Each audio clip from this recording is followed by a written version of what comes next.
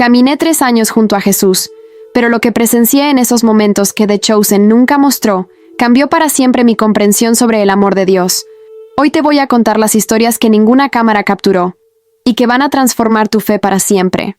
Las piedras de Bethsaida aún guardaban el calor del día cuando llegamos aquella tarde. Recuerdo el sonido de nuestras sandalias contra el polvo rojizo, el murmullo de las voces que se alzaban desde las casas de adobe, con sus techos planos donde las familias se reunían al atardecer. Yo caminaba detrás del grupo, como siempre lo hacía en aquellos primeros días después de mi encuentro con Jesús de Nazaret. La vergüenza aún pesaba sobre mis hombros como un manto invisible, aunque Él me había liberado de las cadenas que me atormentaban. Pedro iba adelante, sus pasos decididos resonando con esa confianza que solo Él parecía poseer entre nosotros.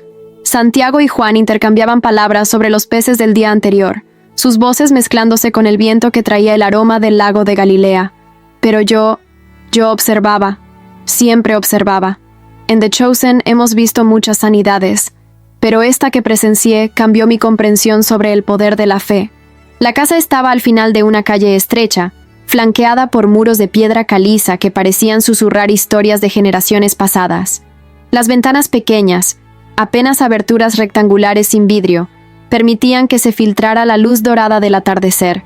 Desde el interior llegaba un sonido que jamás olvidaré. Gemidos ahogados, no de dolor físico, sino del alma que se desangra en silencio. «Maestro», le dijo una mujer mayor que salió a recibirnos. Su túnica de lino tosco estaba manchada por años de cuidar a su hijo. Sus manos, arrugadas y callosas, temblaban mientras se las secaba en el delantal. «Mi hijo lleva 12 años sin poder caminar. Los doctores de Jerusalén dijeron que era castigo por nuestros pecados». Sus ojos, oscuros como pozos profundos, se llenaron de lágrimas que no se permitía derramar. Jesús no respondió inmediatamente. Yo había aprendido a reconocer esos momentos de silencio en él. No era ausencia, sino presencia total. Sus ojos se cerraron brevemente, como si estuviera escuchando algo que nosotros no podíamos oír. El viento se detuvo. Incluso los niños que jugaban en la calle enmudecieron sin razón aparente. Cuando entramos a la casa, el contraste con la luz exterior nos cegó momentáneamente. La habitación olía a aceite de oliva quemado, a hierbas medicinales y a esa tristeza que se adhiere a las paredes cuando la esperanza se ha agotado. En una estera en el suelo yacía un hombre de unos 30 años. Sus piernas, delgadas como ramas secas, estaban cubiertas por una manta tejida a mano. Pero fueron sus ojos los que me impactaron. Tenían la misma mirada que yo había tenido antes de conocer a Jesús. La mirada de alguien que ha dejado de creer en los milagros. «Shalom, Eleazar», dijo Jesús, pronunciando el nombre del hombre como si fuera una bendición. Nadie le había dicho cómo se llamaba. El paralítico levantó la cabeza con esfuerzo. «¿Quién eres tú que conoces mi nombre?» Jesús se arrodilló junto a él. Yo observé cada detalle, cómo sus manos se posaron suavemente sobre las de Eleazar, cómo su mirada no se apartó ni un segundo de sus ojos, cómo una sonrisa casi imperceptible apareció en su rostro. «Soy Jesús de Nazaret. He venido porque tu fe, aunque pequeña como un grano de mostaza, ha movido el corazón del Padre». «¿Mi fe?», el hombre rió con amargura. «Maestro, dejé de orar hace 5 años. Dejé de creer hace 3. ¿Qué fe puedes ver en mí?». Fue entonces cuando presencié algo que ninguna serie, ni siquiera Los Elegidos, podría capturar completamente. Jesús no solo miraba a Eleazar, lo veía. Veía más allá de las piernas inmóviles, más allá de la desesperanza, más allá de los años de dolor. Y en esa mirada, yo reconocí la misma que había recibido el día de mi liberación. «La fe no siempre grita», le dijo Jesús con voz suave como el agua que acaricia las piedras del río. «A veces susurra en la oscuridad.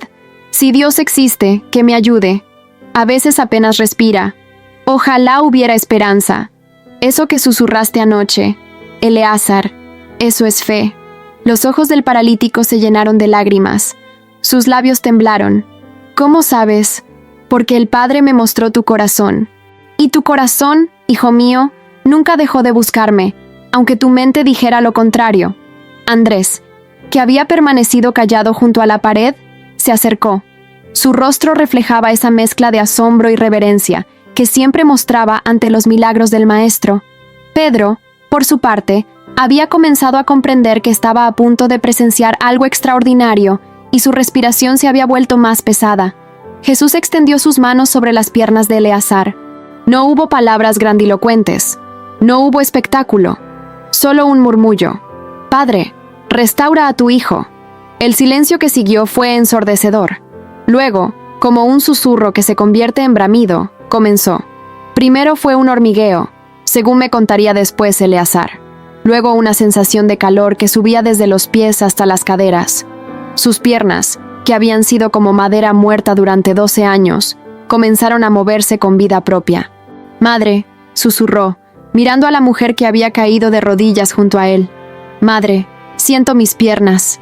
Lo que siguió fue indescriptible. Ver a un hombre ponerse de pie después de 12 años de inmovilidad es presenciar la creación misma, obrando en tiempo presente. Eleazar lloró, rió, gritó de alegría. Su madre se desmayó en los brazos de Juan. Pedro declaró una y otra vez, «Gloria a Dios, gloria a Dios». Pero yo observé a Jesús. Mientras todos celebraban el milagro físico, él seguía mirando al alma de Eleazar. Y cuando nuestras miradas se cruzaron, entendí algo profundo. Para Jesús, sanar el cuerpo era solo el comienzo. Lo que realmente importaba era la restauración del espíritu. Esa noche, mientras acampábamos bajo las estrellas a las afueras de Betsaida, no podía dejar de pensar en lo que había presenciado. Había visto milagros físicos antes, había experimentado mi propia liberación espiritual, pero ese día comprendí algo nuevo sobre el Maestro. Él no solo sanaba enfermedades, sanaba la relación rota entre el alma y la esperanza. «María», me dijo Jesús cuando me acerqué al fuego donde él estaba sentado, apartado del grupo. La luz de las llamas danzaba en su rostro, creando sombras que parecían contar historias antiguas. «¿Qué viste hoy?» «Vi a un hombre caminar por primera vez en 12 años», respondí. «¿Eso fue todo?» Reflexioné en silencio. El viento nocturno traía el sonido lejano de las olas del lago y el aroma de los fuegos de las casas cercanas, donde las familias compartían sus últimas comidas del día. «Vi fe nacer donde había muerto», dije finalmente. «Vi esperanza florecer en tierra árida. Vi a un hijo reconocer que nunca había estado abandonado». Jesús asintió, y por primera vez desde que lo conocía, vi lágrimas en sus ojos. Eso es lo que el Padre siempre está haciendo, María, no solo restaurando cuerpos, sino restaurando corazones que han olvidado cómo amar la vida. En ese momento comprendí por qué había sido llamada a seguirlo, no solo para ser testigo de milagros, sino para aprender a ver con sus ojos, a amar con su corazón, a creer con su fe. The Chosen nos muestra muchas sanidades, pero esa noche entendí que cada milagro era en realidad una invitación a creer que ningún corazón está demasiado roto como para no ser restaurado. Ninguna esperanza está demasiado muerta como para no resucitar. Ninguna fe está demasiado débil como para no mover montañas. Eleazar corrió toda la noche por las calles de Betsaida, despertando a sus vecinos para compartir su alegría. Pero el verdadero milagro había ocurrido en su espíritu mucho antes de que sus piernas se movieran. Había aprendido que la fe no es la ausencia de dudas, sino la presencia de esperanza en medio de ellas. El sol de mediodía caía implacable sobre Capernaum cuando los soldados romanos aparecieron en el horizonte. Sus armaduras brillaban como espejos bajo la luz intensa, y el sonido metálico de sus pasos sobre las piedras del camino anunciaba su llegada con autoridad. Yo había aprendido a temer ese sonido durante mis años de tormento. Los soldados representaban poder, control, dominio sobre los débiles como yo había sido. Pero aquel día sería diferente. Aquel día presenciaría cómo el amor puede transformar incluso el corazón más endurecido por el poder. Jesús había estado enseñando junto al pozo central de la ciudad, donde las mujeres venían a buscar agua y los comerciantes se detenían a descansar durante sus viajes. Sus palabras sobre el reino de los cielos flotaban en el aire como semillas llevadas por el viento, encontrando tierra fértil en algunos corazones y rebotando en otros como piedras sobre roca dura. Mateo, que había estado tomando notas en sus tablillas de cera, levantó la vista al escuchar el estruendo militar. Su rostro se tensó. Los recuerdos de su pasado como recaudador de impuestos le traían ecos de encuentros anteriores con autoridades romanas que no siempre habían sido amigables después de su conversión. «Maestro», murmuró Pedro, su mano moviéndose instintivamente hacia el cuchillo que llevaba en el cinturón. «Soldados romanos se acercan». Jesús no respondió inmediatamente. Sus ojos siguieron fijos en el grupo de mujeres y niños que lo rodeaban, como si quisiera protegerlos con su presencia antes de enfrentar lo que venía. Luego, lentamente, se puso de pie. La brisa que venía del lago movió su túnica, y por un momento pareció más alto, más imponente, aunque su rostro conservaba esa serenidad que ya me era familiar. El centurión que lideraba el grupo era un hombre imponente. Su armadura estaba pulida hasta la perfección, su casco adornado con plumas rojas que se movían con cada paso. La espada que colgaba de su costado había conocido batallas. Eso era evidente por las marcas en la vaina de cuero. Pero fueron sus ojos los que me sorprendieron.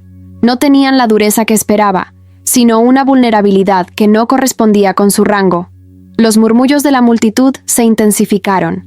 Algunos comenzaron a alejarse discretamente, otros se quedaron por curiosidad o lealtad al maestro. Yo permanecí cerca, escondida detrás de Salomé y María, la madre de Santiago y Juan. Mi corazón latía con fuerza, pero algo en la expresión de Jesús me tranquilizó. El centurión se detuvo a unos 10 pasos de distancia. Sus soldados formaron una línea detrás de él, pero él alzó la mano en una señal que los detuvo. Luego, en un gesto que dejó a todos boquiabiertos, se quitó el casco y lo sostuvo bajo el brazo. ¿Eres tú Jesús de Nazaret?, preguntó en arameo, aunque con acento marcado. Su voz era profunda, acostumbrada a dar órdenes, pero había algo en ella que sonaba más a súplica que a demanda. «Yo soy», respondió Jesús. «¿Qué buscas de mí, centurión?» Lo que sucedió después jamás lo olvidaré. Este hombre, acostumbrado a que otros se postraran ante él, se arrodilló en el polvo delante de Jesús. Sus soldados intercambiaron miradas de asombro y confusión. En el Imperio Romano, un centurión no se arrodillaba ante nadie que no fuera el César. «Señor», dijo, y la palabra sonó extraña en sus labios, como si estuviera aprendiendo un idioma nuevo. Mi siervo está muriendo». Jesús se acercó un paso. «Cuéntame». El centurión alzó la vista. Sus ojos, de un azul pálido poco común en nuestra región, estaban llenos de lágrimas contenidas. «Se llama Lucio. Ha estado conmigo por 15 años. No es solo mi siervo, es como un hijo para mí. Tiene fiebre alta desde hace 3 días. Los médicos del campamento dicen que va a morir antes del anochecer. Hubo algo en la forma en que habló de su siervo que me conmovió profundamente. No había autoridad en su voz, no había demanda. Solo amor desesperado de un padre por su hijo. «Iré contigo», dijo Jesús simplemente, pero el centurión negó con la cabeza. «Señor, no soy digno de que entres bajo mi techo. Solo di la palabra, y mi siervo sanará». Un murmullo de sorpresa recorrió la multitud. Incluso Pedro frunció el ceño, claramente confundido por la respuesta del romano. Pero la expresión de Jesús cambió completamente. Sus ojos se iluminaron con algo que solo puedo describir como alegría profunda. «Yo sé lo que es la autoridad», continuó el centurión, poniéndose de pie pero manteniendo una postura respetuosa. «Tengo soldados bajo mi mando. Cuando le digo a uno, ve, él va. Cuando le digo a otro, ven, él viene. Si yo, siendo hombre mortal, tengo esa autoridad sobre otros hombres, ¿cuánto más tú, que tienes autoridad sobre la enfermedad, la muerte y toda la creación?» El silencio que siguió fue diferente a cualquier otro que hubiera experimentado. Era como si el tiempo mismo se hubiera detenido para escuchar. Incluso el viento se calmó. Los pájaros dejaron de cantar. Era como si toda la creación estuviera conteniendo la respiración. Jesús se volvió hacia nosotros, y su rostro brillaba con una luz que parecía venir de adentro. «Os digo la verdad, ni aún en Israel he hallado tanta fe». Luego se dirigió al centurión. «Ve, y como creíste, te sea hecho». En ese preciso momento, y esto lo supe después cuando el centurión regresó días más tarde, Lucio abrió los ojos en su lecho de enfermo. La fiebre había desaparecido completamente, y pidió agua y comida como si despertara de un sueño reparador. Pero lo que más me impactó no fue el milagro en sí, sino lo que siguió. El centurión no se marchó inmediatamente. Se quedó ahí, de pie, como si hubiera algo más que necesitara decir. «Maestro», dijo finalmente, «toda mi vida he servido al César. He conquistado tierras, he comandado legiones, he visto morir a muchos hombres buenos y malos, pero nunca había conocido un poder como el tuyo. Un poder que no destruye, sino que sana. Un poder que no toma, sino que da». Jesús se acercó a él y puso su mano en el hombro del soldado. «Cornelio», dijo, y otra vez ese conocimiento sobrenatural del nombre sin que nadie se lo hubiera dicho. «El reino de los cielos no conoce fronteras. No distingue entre judío y gentil, entre libre y esclavo, entre poderoso y débil. Solo conoce corazones abiertos al amor del Padre». Cornelio, porque así se llamaba el centurión, asintió lentamente. «Quiero conocer más de ese reino, maestro. Quiero aprender de ti». «Entonces ven», le dijo Jesús. «Cuando puedas dejar tus responsabilidades por un tiempo, ven y escucha. La invitación está siempre abierta». Esa tarde, cuando Cornelio y sus soldados se alejaron hacia el campamento romano, yo caminé junto al lago tratando de procesar lo que había presenciado.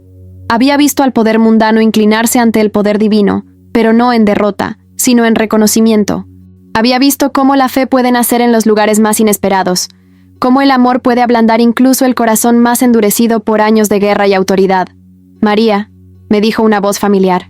Me volví para encontrar a Jesús caminando hacia mí, sus sandalias hundiéndose suavemente en la arena húmeda de la orilla.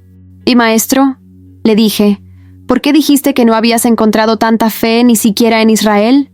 Jesús se detuvo a mi lado y miró hacia el horizonte donde el sol comenzaba a descender, pintando el cielo de tonos dorados y rosados.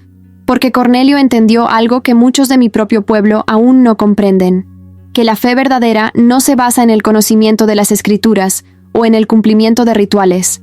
Se basa en reconocer quién soy y confiar completamente en mi palabra. «Pero él es un gentil», dije, expresando la confusión que sabía compartían muchos de los discípulos. «El amor del Padre no conoce fronteras, María. Su gracia no se limita a una nación o una raza. Cornelio tiene un corazón humilde, y la humildad es el terreno donde mejor crece la fe». Esa noche, alrededor del fuego donde compartíamos nuestras comidas, Pedro aún parecía turbado por los eventos del día. «Maestro», dijo mientras partía el pan, «¿significa esto que los gentiles también pueden ser parte del reino?». Jesús sonrió, y en esa sonrisa vi el amor infinito que había en su corazón por todos los pueblos de la tierra. «Pedro, el reino de los cielos es como una red que recoge peces de toda clase. El Padre no mira la procedencia, mira el corazón». Días después, Cornelio regresó como había prometido. Trajo a Lucio con él, un joven de cabello oscuro y ojos brillantes que irradiaba salud y gratitud. Pero trajo también algo más. Preguntas. Preguntas sobre Dios, sobre el perdón, sobre cómo vivir una vida que honrara al Creador de todo.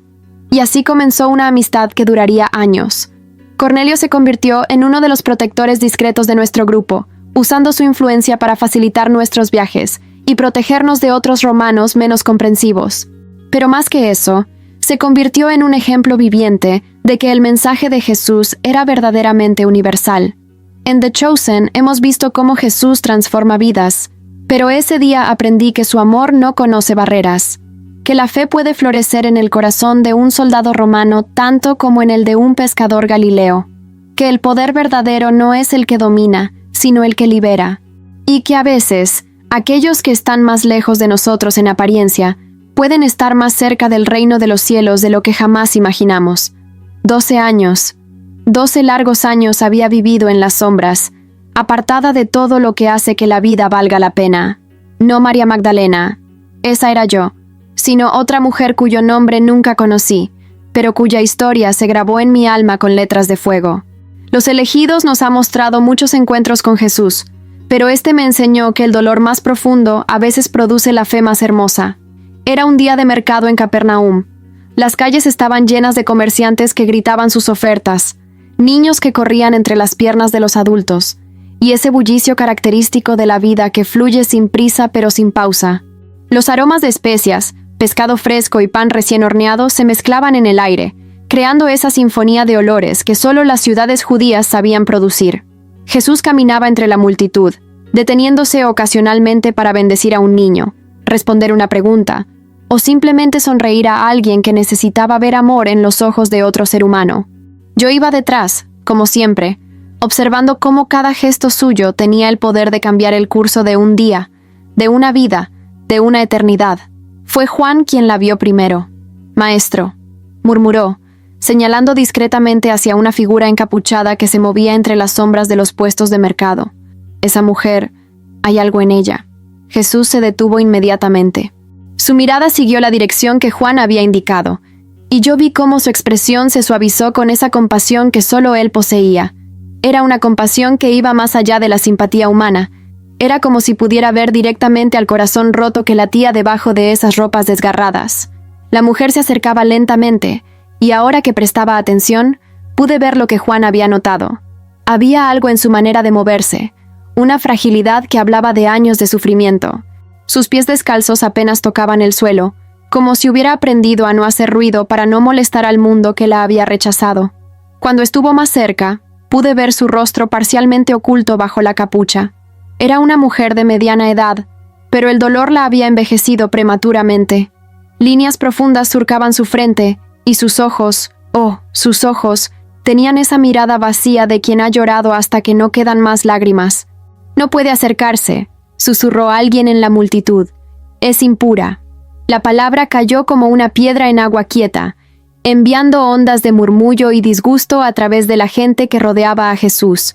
Algunos comenzaron a apartarse, creando un círculo de rechazo alrededor de la mujer. Pero ella siguió avanzando, como si cada paso fuera un acto de fe desesperada. Yo sabía lo que era estar en su lugar. Sabía lo que se sentía ser la persona de quien todos se apartan, a quien todos señalan, a quien todos consideran perdida para siempre.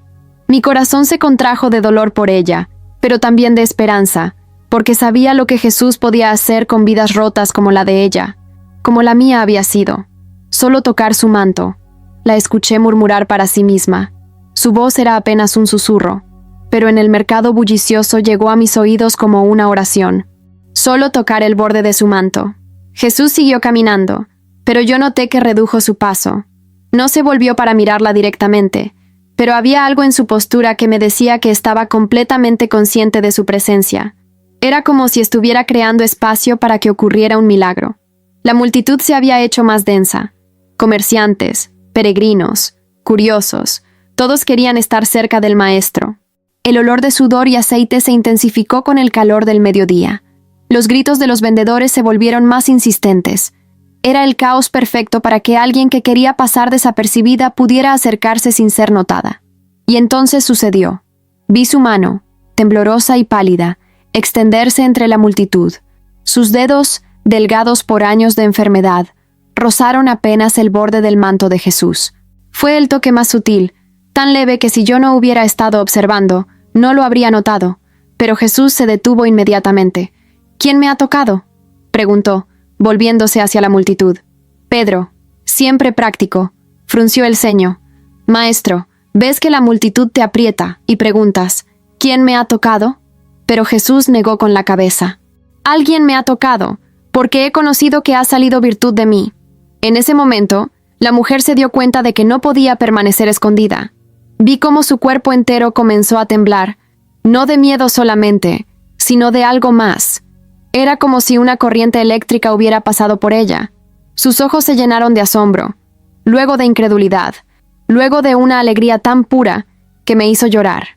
Lentamente, se abrió paso entre la multitud y se postró a los pies de Jesús. Las lágrimas corrían por sus mejillas mientras levantaba su rostro hacia él.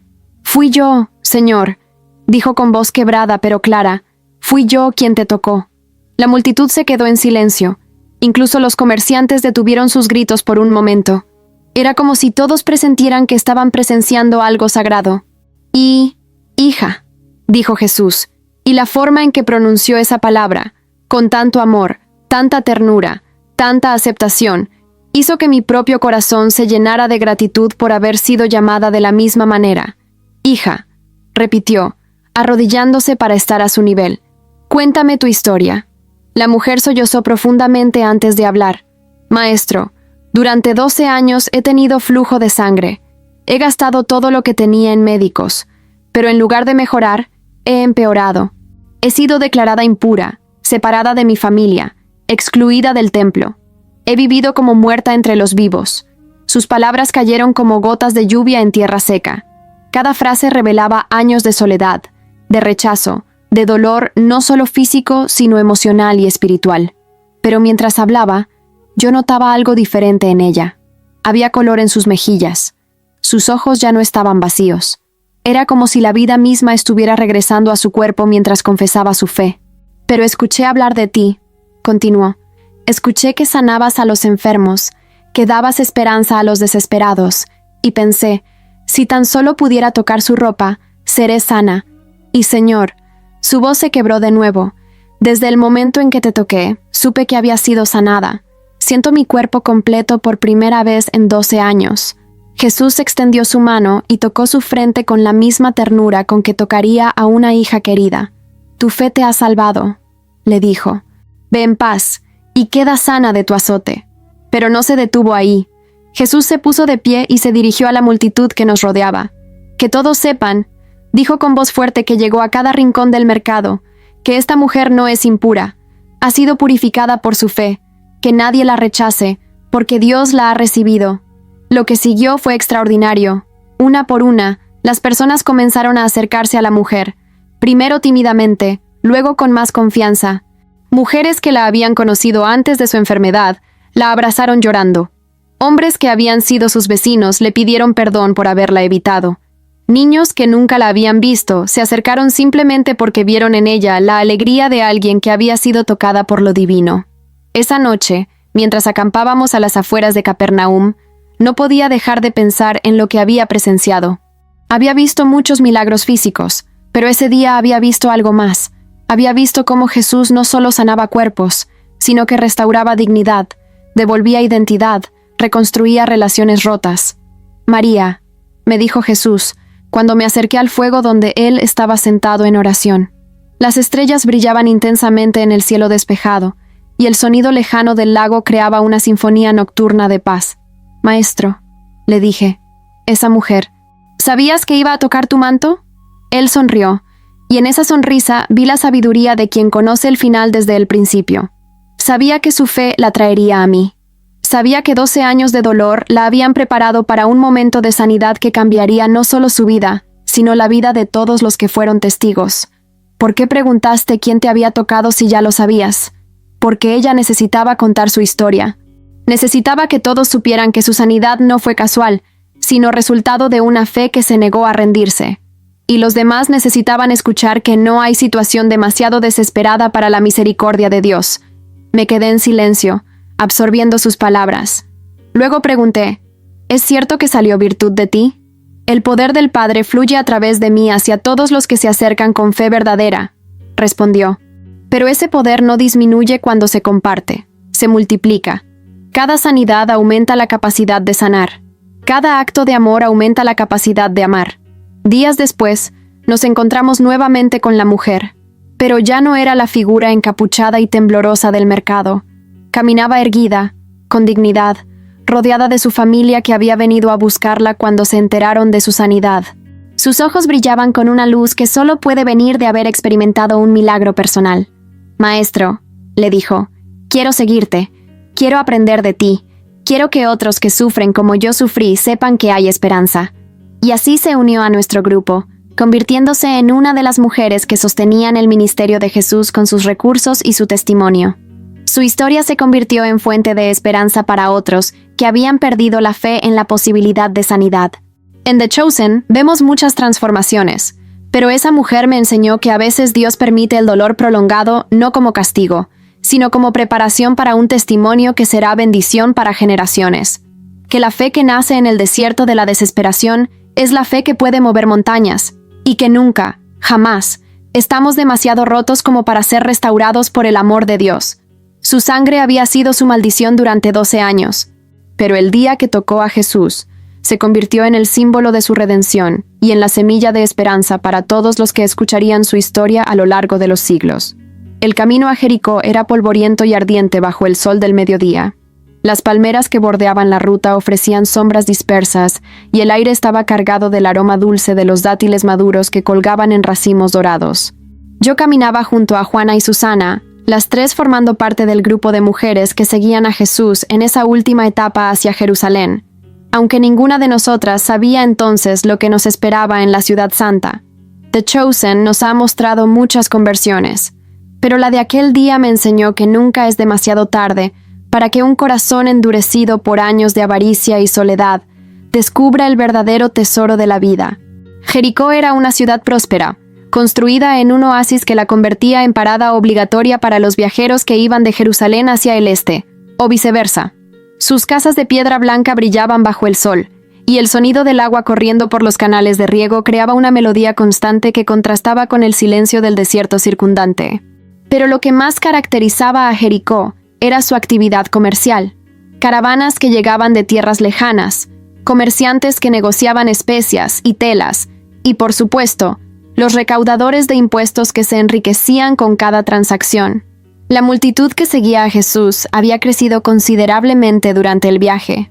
Peregrinos que se dirigían a Jerusalén para la Pascua se habían unido a nuestro grupo, atraídos por las historias de milagros y enseñanzas que corrían como fuego por toda Judea. El bullicio era constante. Conversaciones en arameo, griego y latín se entremezclaban, creando una sinfonía de idiomas que reflejaba la diversidad de personas que Jesús atraía. «Maestro», le dijo Bartimeo, el ciego que había sido sanado días antes y que ahora nos seguía con una devoción que conmovía a todos. «La ciudad está llena de soldados romanos. Parece que esperan problemas». Jesús asintió gravemente. Yo había notado también la tensión en el aire.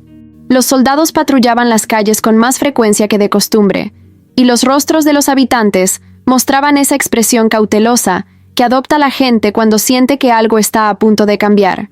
Fue cuando entramos a la plaza principal que lo vi por primera vez. Encaramado en las ramas bajas de un sicómoro, había un hombre de baja estatura vestido con túnicas de lino fino, que contrastaban dramáticamente con su posición poco digna en el árbol.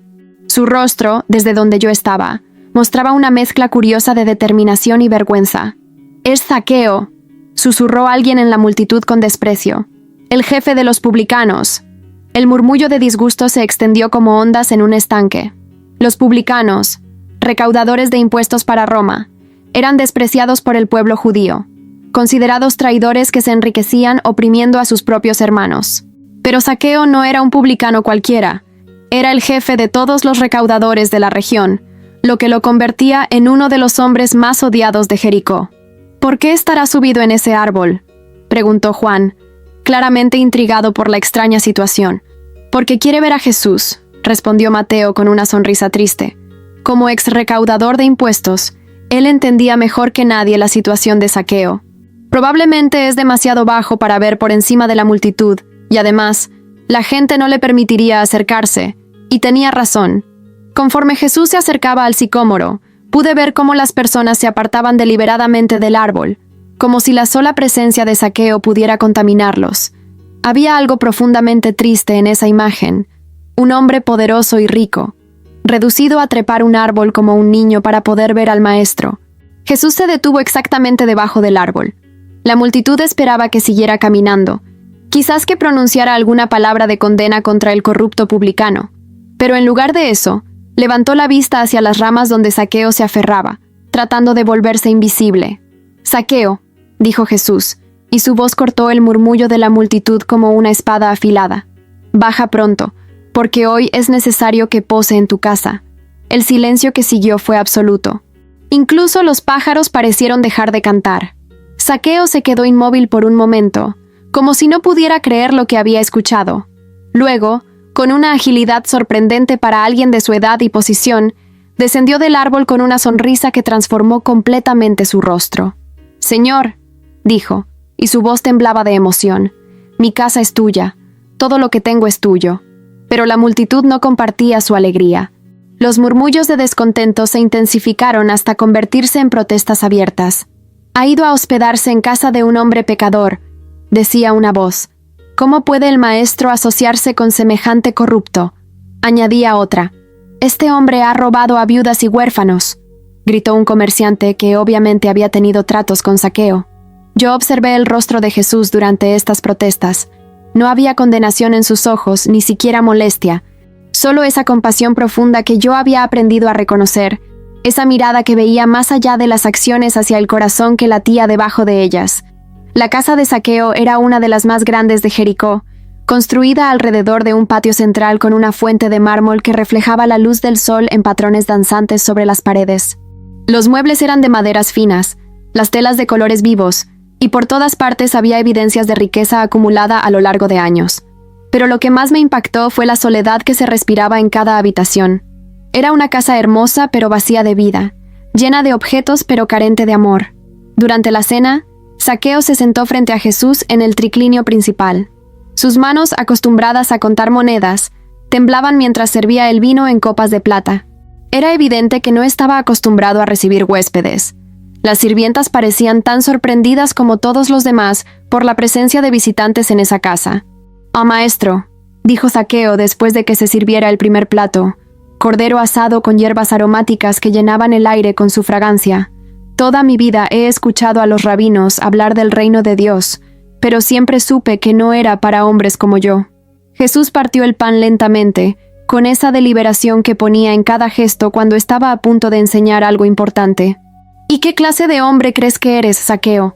La pregunta cayó como una piedra en agua profunda. Zaqueo bajó la vista hacia sus manos, esas manos que habían contado tanto dinero manchado de lágrimas ajenas. «Soy un ladrón», dijo finalmente, «un traidor a mi propio pueblo, un hombre que ha elegido la riqueza sobre la justicia, el poder sobre la compasión. Soy exactamente el tipo de persona que el reino de Dios rechazaría». «¿Y por qué crees eso?», preguntó Jesús con suavidad. «Porque he lastimado a mucha gente. He cobrado impuestos excesivos para llenar mis arcas. He visto sufrir a familias y no he hecho nada para ayudarlas. He construido mi fortuna sobre la miseria de otros». Las lágrimas comenzaron a rodar por las mejillas de Zaqueo. En la luz dorada de las lámparas de aceite, su rostro mostraba años de culpa acumulada, años de justificar actos que su conciencia nunca había dejado de condenar. «Zaqueo», dijo Jesús, extendiendo su mano para tocar la del publicano, «el reino de los cielos no es para los perfectos, es para los que reconocen su necesidad de perdón. Pero, Señor, ¿cómo puede haber perdón para alguien como yo? ¿Cómo puede Dios amar a alguien que ha causado tanto dolor?». Jesús sonrió, y en esa sonrisa vi reflejado el mismo amor que había visto cuando Él me liberó de mis propios demonios. El amor de Dios no depende de lo que hayas hecho, sino de lo que estás dispuesto a hacer ahora. La pregunta no es si mereces perdón. Ninguno de nosotros lo merece. La pregunta es si estás dispuesto a recibirlo y vivir de manera diferente. Zaqueo se quedó en silencio por un largo momento. Afuera, el sonido de la ciudad nocturna se filtraba a través de las ventanas.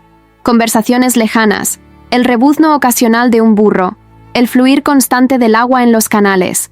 Dentro de la casa, solo se escuchaba el crujir suave de las mechas de las lámparas. Finalmente, Zaqueo se puso de pie. Su decisión se reflejó en cada línea de su cuerpo, en la forma en que enderezó los hombros, en cómo su voz adquirió una firmeza que no había tenido antes.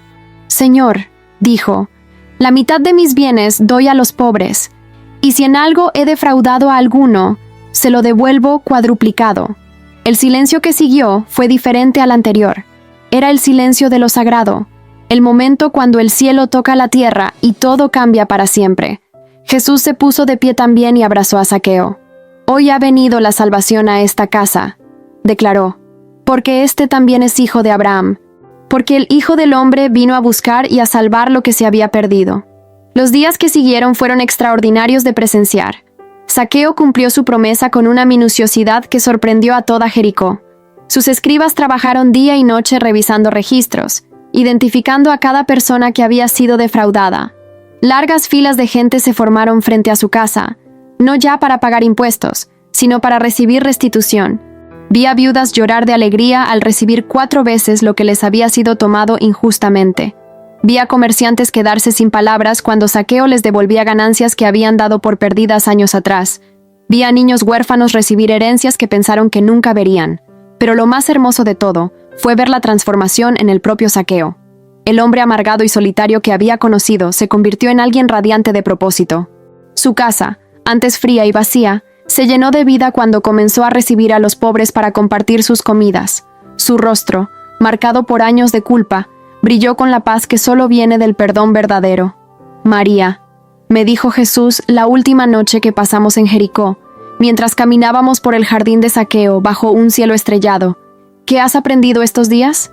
«He aprendido que ningún corazón está demasiado endurecido para ser transformado», respondí. «Que la gracia puede alcanzar incluso a aquellos que parecen estar más allá de toda esperanza». «¿Y qué más?». Reflexioné mientras escuchaba el sonido del agua de la fuente y el aroma de los jazmines que crecían junto a los muros del jardín. He aprendido que la verdadera riqueza no se cuenta en monedas, sino en vidas transformadas, que el perdón no es solo recibir gracia, sino convertirse en instrumento de gracia para otros. Jesús asintió. Zaqueo buscaba verme, pero lo que realmente necesitaba era ser visto. Necesitaba que alguien viera más allá de su reputación, más allá de sus errores, hasta encontrar el corazón que Dios había puesto en él desde el principio. Cuando dejamos Jericó, Zaqueo no vino con nosotros físicamente, pero su transformación viajó con nosotros en forma de testimonio. Su historia se convirtió en esperanza para otros recaudadores de impuestos, para otros pecadores públicos, para todos aquellos que habían llegado a creer que estaban demasiado perdidos para ser encontrados. En The Chosen vemos cómo Jesús llama a los despreciados, pero la historia de Zaqueo me enseñó que nunca es demasiado tarde para cambiar, nunca estamos demasiado perdidos para ser encontrados, y nunca somos demasiado pecadores para ser amados. El reino de los cielos está lleno de antiguos ladrones que se convirtieron en dadores, de antiguos traidores que se volvieron leales, de antiguos perdidos que se convirtieron en encontradores de otros perdidos.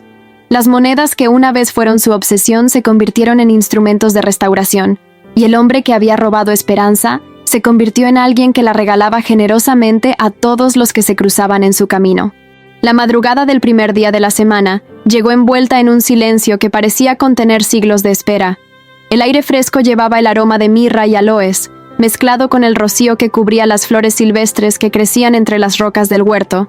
Mis pies descalzos pisaban suavemente la hierba húmeda, mientras me dirigía al sepulcro, llevando en mis manos los ungüentos que había preparado para honrar el cuerpo de mi maestro. Pero este no es el relato de la resurrección que ya conoces. Este es el testimonio de lo que significa vivir después de haber caminado junto a aquel que transformó no solo mi vida, sino mi comprensión completa de lo que significa ser humana, ser amada, ser llamada a algo más grande que yo misma. The Chosen ha mostrado fragmentos de mi historia, pero hay tanto que las cámaras no pueden capturar, tanto que las palabras apenas pueden rozar. Hay silencios cargados de eternidad, miradas que sanaron heridas del alma, momentos donde el tiempo se detuvo para que el cielo tocara la tierra a través de un carpintero de Nazaret que resultó ser el Hijo del Dios viviente. Ahora, años después de aquellos días que cambiaron el curso de la historia, me siento junto al mar de Galilea, el mismo donde Pedro dejó sus redes, donde Andrés encontró su propósito, donde Juan descubrió el amor que define toda existencia. Las olas susurran secretos eternos contra las piedras de la orilla, y en su murmullo constante escucho ecos de la voz que una vez me dijo: «Tus pecados te son perdonados, tu fe te ha salvado, ve en paz». Los años han plateado mi cabello y surcado mi rostro con líneas que cuentan historias de gozo y dolor, de pérdida y encuentro, de muerte y resurrección. Pero mis ojos, estos ojos que vieron a 7 demonios huir cuando Jesús pronunció mi nombre, estos ojos que fueron testigos de milagros que desafiaron toda lógica, estos ojos que lloraron al pie de una cruz y luego se iluminaron de alegría indescriptible en un huerto. Estos ojos aún arden con el fuego de aquel primer encuentro. ¿Qué significa haber conocido a Jesús? ¿Cómo se explica lo inexplicable? ¿Cómo se describe el momento cuando la desesperación total se encuentra con el amor infinito y todo, absolutamente todo, cambia para siempre? He pasado décadas tratando de encontrar palabras para esa transformación. He hablado con miles de personas, he contado mi historia en sinagogas clandestinas, en casas humildes, en palacios de ricos convertidos, en cárceles donde llevamos esperanza a los condenados. Y siempre, me encuentro con la misma limitación. El lenguaje humano es demasiado pequeño para contener la inmensidad del amor divino. Pero puedo hablar de los rostros de aquellos que, como yo, fueron tocados por esa gracia transformadora. Recuerdo el rostro de Eleazar cuando sus piernas respondieron por primera vez en 12 años, y cómo esa alegría física se convirtió en algo mucho más profundo cuando entendió que nunca había estado abandonado por Dios. Recuerdo el rostro del centurión Cornelio cuando se dio cuenta de que el reino de los cielos no tenía fronteras étnicas, y cómo esa revelación lo llevó a ser uno de los primeros gentiles en seguir abiertamente a Jesús. Recuerdo el rostro de la mujer con flujo de sangre cuando entendió que 12 años de sufrimiento habían sido la preparación para un testimonio que bendeciría a miles. Recuerdo el rostro de Zaqueo cuando descubrió que nunca es demasiado tarde para cambiar, nunca se está demasiado perdido para ser encontrado. Y en cada uno de esos rostros, veo reflejado mi propio rostro aquel día cuando Jesús me liberó. Veo la misma incredulidad inicial, la misma dificultad para aceptar que el amor puede ser tan amplio, tan profundo, tan incondicional. Veo la misma lucha entre la culpa que nos dice que no merecemos gracia y la gracia que nos dice que el merecimiento nunca fue el punto. Los Elegidos nos ha mostrado que Jesús no vino a llamar a los perfectos, sino a los quebrantados. No vino a confirmar a los seguros en su seguridad, sino a ofrecer esperanza a los desesperados. No vino a establecer un club exclusivo de santos, sino a abrir las puertas del reino a todos los que reconocieran su necesidad de un Salvador.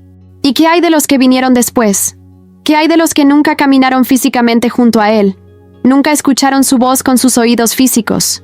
Nunca tocaron las cicatrices de sus manos.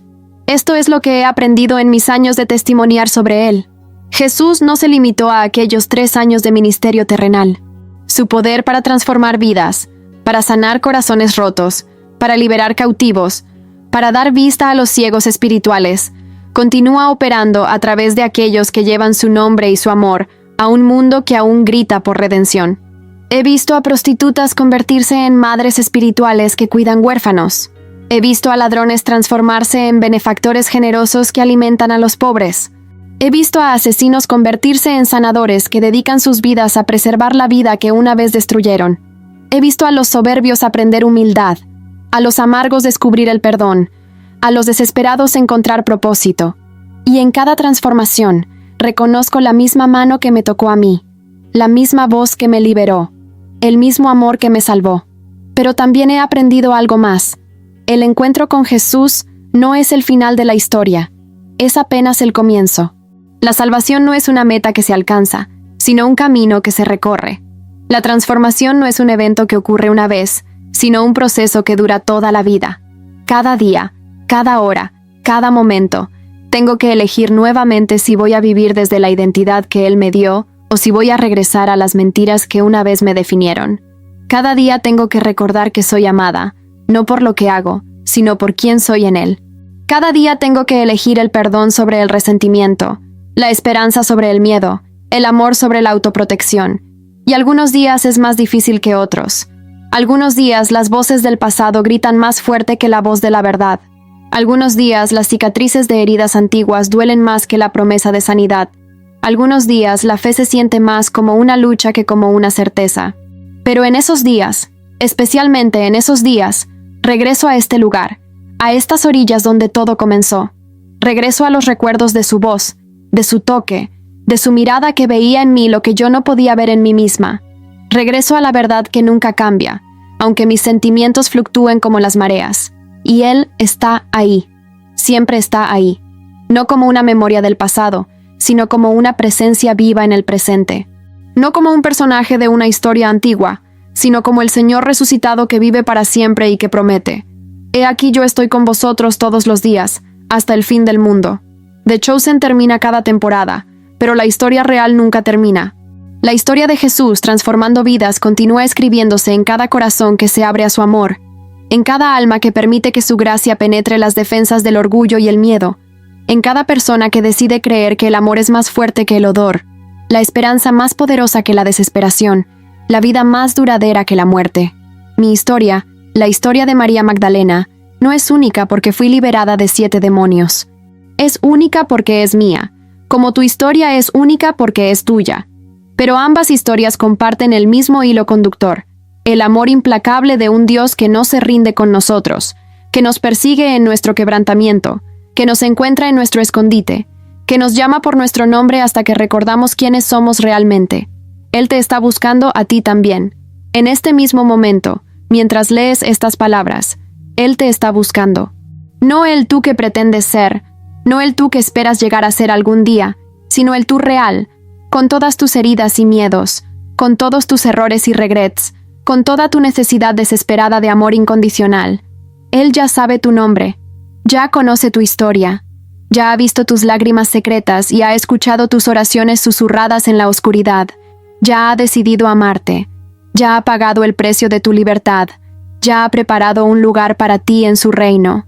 La única pregunta que queda es: ¿le permitirás acercarse? ¿Le permitirás hablar verdad sobre tu identidad? ¿Le permitirás tocar esas áreas rotas que has mantenido escondidas? ¿Le permitirás liberarte de las cadenas que ni siquiera sabías que llevabas? Si Los Elegidos te ha mostrado algo del corazón de Jesús, si estas palabras han tocado algo en tu alma, si hay un hambre en tu espíritu por algo más real que cualquier cosa que hayas experimentado antes, entonces Él está más cerca de lo que piensas. No necesitas estar en Galilea para encontrarlo. No necesitas caminar caminos polvorientos o sentarte junto a pozos antiguos. Solo necesitas abrir tu corazón y decir: Jesús, si eres real, si tu amor es verdadero, si realmente puedes cambiar vidas como dicen que cambias, entonces ven y cámbiame a mí también. Y Él vendrá, porque esa es su naturaleza, porque para eso vino la primera vez, y para eso vive ahora y para siempre. Ven y ve. El viento del lago se ha calmado mientras escribo estas últimas líneas. Las estrellas comienzan a aparecer en el cielo que se oscurece, cada una un recordatorio de las promesas que Él hizo y que nunca ha dejado de cumplir. María Magdalena, ese nombre que una vez representó vergüenza, ahora representa redención. Esa identidad que una vez fue definida por las tinieblas, ahora brilla con la luz de su amor. The Chosen puede terminar sus episodios, pero tu historia con Él apenas está comenzando. Y será la historia más hermosa jamás contada. La historia de cómo el amor de Dios transformó un corazón humano, el tuyo. En el nombre de Jesús de Nazaret, el Redentor de Israel, el Salvador del mundo, el amado de mi alma, que así sea. Porque el Hijo del Hombre vino a buscar y a salvar lo que se había perdido. Lucas 19:10.